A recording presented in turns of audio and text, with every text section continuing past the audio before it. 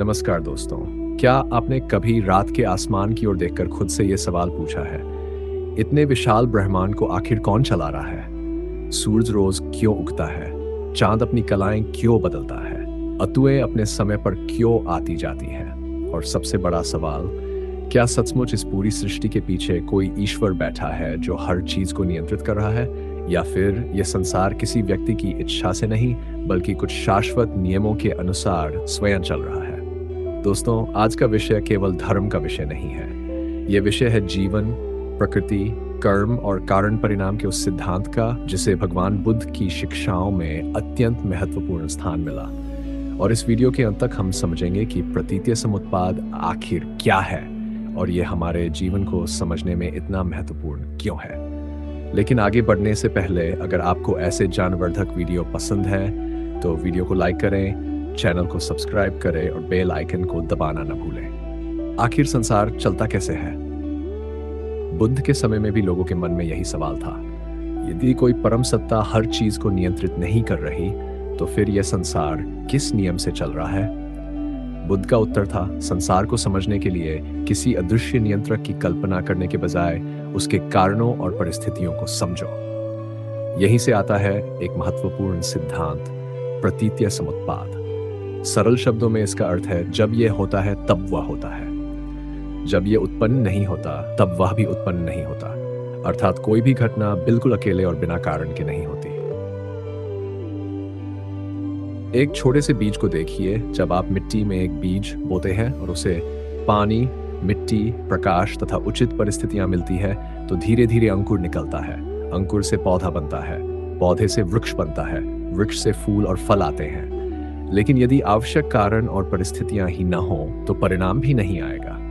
यही कारण और परिस्थितियों की श्रृंखला बुद्ध की शिक्षाओं को समझने की एक महत्वपूर्ण कुंजी है। हमारा जीवन भी इसी नियम से चलता है। अब सवाल यह है, क्या केवल पेड़ पौधे और प्रकृति ही कारण परिणाम के नियम से चलते हैं? नहीं, हमारे विचार, हमारी आदतें, हमारे व्यवहार और हमारे कर्म भी इसी प्रक्रिया का हिस्सा है।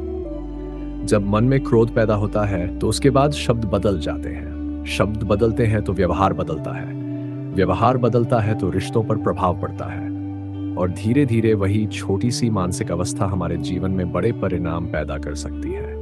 इसलिए बुद्ध की शिक्षा हमें बाहर की दुनिया को दोष देने से पहले अपने भीतर के कारणों को देखने की दिशा देती है। लेकिन फिर हमारा मैं क्या है? यहां से बात और भी गहरी हो जाती है।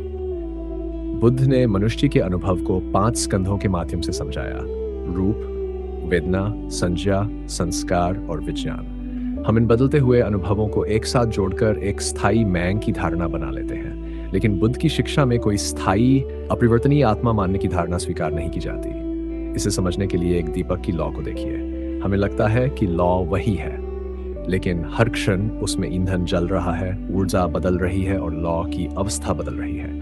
फिर भी हम उसे एक ही लौ कहते हैं। ठीक इसी तरह हमारा शरीर, हमारी भावनाएं, हमारे विचार और हमारी चेतना लगातार बदलते रहते हैं। फिर भी हम कहते हैं, यह मैं हूं। यहीं से बुद्ध का अनित्य और अनात्म का चिंतन सामने आता है। फिर कर्म का फल कौन देता है? एक व्यक्ति ने पूछा, यदि कोई ईश्वर दंड देने या पुरस्कार देने नहीं बैठा है तो फिर कर्मों का फल कौन देता है? बुद्ध की शिक्षा को समझें तो उत्तर किसी व्यक्ति या देवता के रूप में नहीं आता। कर्म और उसके परिणाम को कारण परिणाम की प्रक्रिया के रूप में समझाया जाता है। जैसे आग को छूने पर हाथ जलता है, यह जरूरी नहीं कि कोई अलग व्यक्ति आकर आपको दंड दे। कारण उपस्थित हुआ और उसका परिणाम सामने आया। इसी तरह क्रोध, लोभ और द्वेष मन में अशांति पैदा कर सकते हैं, जबकि करुणा, मैत्री और संयम मन को अलग प्रकार का अनुभव दे सकते हैं। यही कारण परिणाम की प्रक्रिया हमारे दैनिक जीवन में दिखाई देती है। क्या विज्ञान भी यही कहता है? यहाँ एक बात स्पष्ट करना जरूरी है। बुद्ध का प्रतीत्य समुत्पाद एक दार्शनिक और आध्यात्मिक सिद्धांत है, जबकि आधुनिक विज्ञान प्राकृतिक घटनाओं को भौतिक नियमों और प्रमाणों के आधार पर समझाता है। सूर्य, पृथ्वी, चंद्रमा, गुरुत्वाकर्षण, मौसम और वर्षा जैसी घटनाओं के पीछे वैज्ञानिक कारण है। इसलिए हर प्राकृतिक घटना को समझाने के लिए किसी अलौकिक कारण की आवश्यकता वैज्ञानिक मॉडल में नहीं होती। लेकिन इसका अर्थ ये नहीं कि विज्ञान ने बुद्ध के पूरे दर्शन को वैज्ञानिक रूप से सिद्ध कर दिया है। दोनों की अपनी अपनी पद्धति और सीमा है। क्या फिर हमारे पास स्वतंत्र इच्छा है? अब एक और बड़ा सवाल, अगर हर चीज कारण और परिस्थितियों से उत्पन्न होती है तो क्या हमारा जीवन पहले से तय है? बुद्ध की शिक्षा को इस तरह समझा जा सकता है, परिस्थितियां हमारे सामने मौजूद हो सकती हैं, लेकिन हम उन परिस्थितियों के प्रति कैसे प्रतिक्रिया करते हैं यह अभ्यास और विवेक से बदला जा सकता है। इसे नदी और नाव के उदाहरण से समझिए। नदी की धारा अपनी दिशा में बह रही है, लेकिन नाविक अपने कौशल और निर्णय से नाव को संभालने भालने का प्रयास करता है। इसी तरह हमारे जीवन में परिस्थितियां आती हैं, लेकिन उनके प्रति हमारी प्रतिक्रिया हमारे भविष्य को प्रभावित कर सकती है। अब इसे अपने जीवन से जोड़कर देखिए। जब आप किसी पर गुस्सा करते हैं, क्या सबसे पहले आपके मन में अशांति पैदा नहीं होती? जब आप किसी से झूठ बोलते हैं, क्या भीतर कहीं तनाव पैदा नहीं होता? और जब आप बिना किसी स्वार्थ के किसी की मदद करते हैं, क्या मन में एक अलग तरह की शांति महसूस नहीं होती?